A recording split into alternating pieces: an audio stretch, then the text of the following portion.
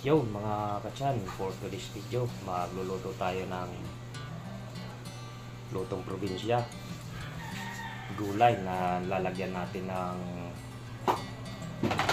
tilapia na tuyo. Yan mga kachan, ito yung mga sangkap natin gagamitin. Ito pala yung tuyo na binili natin sa C6. Ito yun mga kachan, mura lang oh. Yan, ito yun, ang lalapad. Yan mga katsan, yung lulutuin natin. Mga katsan, nahiwa-hiwa na natin itong ating kalabasa at yung iba natin mga sangkap.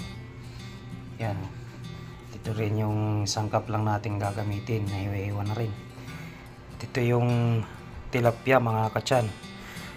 Hinugasan ko na rin yan para mawala yung alat, mabawasan yung alat niya. Yan, ito naman nababad na natin din yung ating bigbati mga katsan. Gagamit tayo dyan ng gata sa ating lutong waray. Yun mga katsan, maglagay lang tayo ng kunting mantika,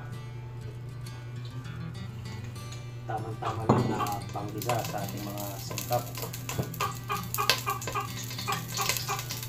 Lagay natin itong luya.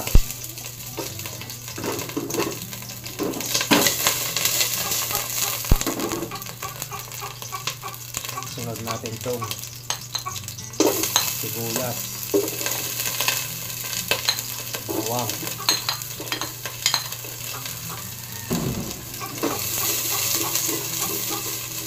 yan mga katsan, parang tikok ka, nag-uusok-usok pa.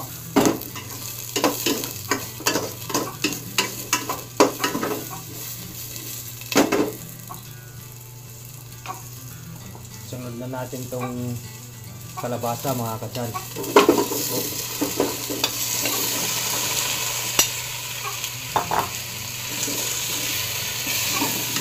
Mekos-mekos lang natin yan mga katsan.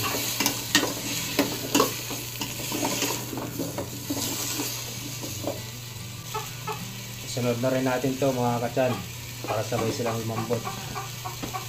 Sitaw.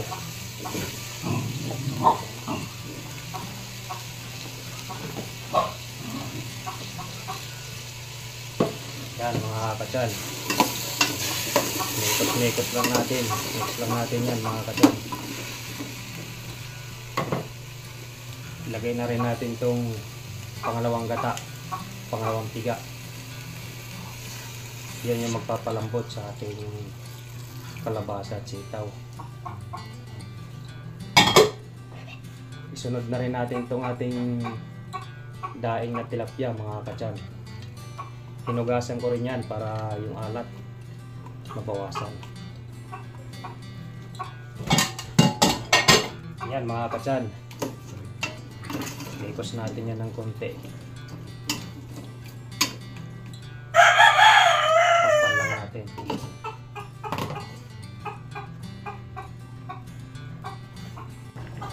Yun mga katsan, kita na natin na kulong-kulo na yung ating luto. Yan.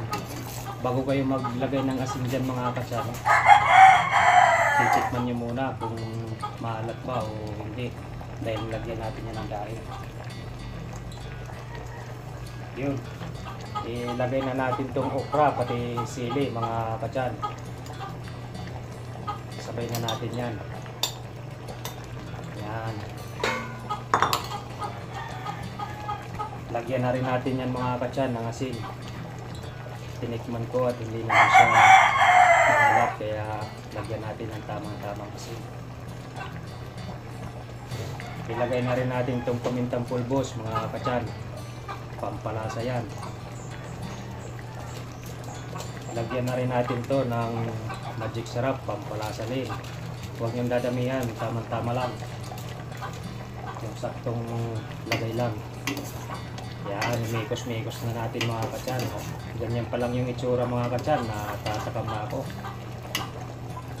Pag ganito yung niluto nyo mga katsan, tipid na, masarap pa. Pag inihain nyo to sa inyong minamahal sa buhay, ay talaga naman iibigin kayo mga pambuhay. Yan mga kachan, ganyan lang muna natin bago natin ilagay yung purong gata. Takpan lang muna natin mga kachan. Yun mga kachan, wow, kita-kita naman natin na talaga naman pulong-pulo na yung ating pangalawang gata. Nandyan na rin yung kumpletong sangkap. Lalagay natin itong ating El Paborito sangig pampabango. Yan mga kachan, pampabango yan ng ating niluluto sa ginataan, dahon ng sangig. At ito naman yung purong gata mga kachan. Ayan o. Wow. Ito yung mga kachan, yung estilo di kachan na luto ng waray na gulay. Yan. Mekos-mekos lang natin yan mga kachan. Siyempre pag naglagay tayo ng purong gata, huwag natin tatakpan para hindi mamuo. Pag kulong-kulo na, saka na natin ilalagay itong ating halugbati mga kachan. I-relax lang muna natin yan. Hintay natin kulong-kulo na yung gata. Yun mga kachan, kulong-kulo na yung ating purong gata. Yan no, kitang-kita nyo na yung itsura. Ilalagay na natin itong ating alugbati. Hinugasan na rin natin yan at binabatsasin para yung ibang mga bakterya ay mawala dahil sa asin. Yan mga kachan, ganyan lang natin yan. Ibihin natin ng konti. Takpan at mamaya luto na yan. Yun mga kachan, ayan na, kitang-kita na naman yung ating alugbati, lambot na, lutong-luto na. Yun mga kachan, ayan o, kitang-kita nyo naman na swabing-swabe na yung ating niluto mga kachan. Ayan, luto na yan mga kachan, iyok na natin. At yun mga kachan, maraming salamat sa inyong patuloy na pagsuporta sa ating mga video cooking. Hanggang sa susunod natin mga video cooking mga kachan. Maraming salamat.